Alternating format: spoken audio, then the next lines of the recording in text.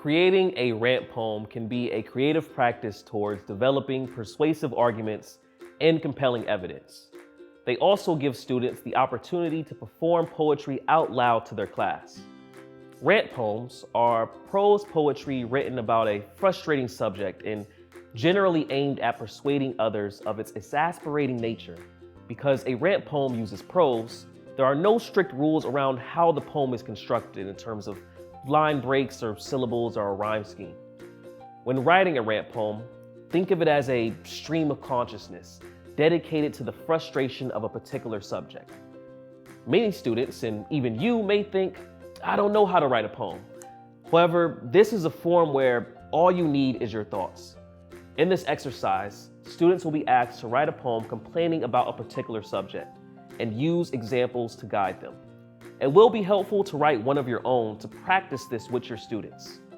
Make sure to show examples of rant poems to your students. Ask them what they think about the examples.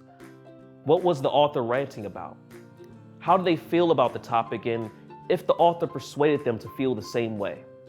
Examples that you can show are Justin Lamb's To Those Who Say I Look Tired, or a poem by myself, Ephraim Nehemiah, titled Waffle House. Feel free to show students the poem you created for yourself as well. After this video lesson, you'll be able to watch these two examples. After discussing examples of rant poems with your students, make sure to highlight the poem's literary devices. Discuss common devices that show up, such as hyperbole, analogies, and similes. This focus on literary devices will help students have a more poetic approach to their writing.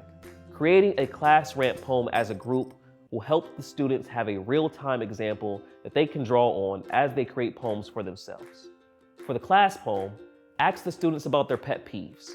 Choose the most common pet peeve in the classroom and create a collaborative poem. To do this effectively, have students contribute one line at a time and guide them on building out the poem while encouraging them to use hyperbole and simile throughout.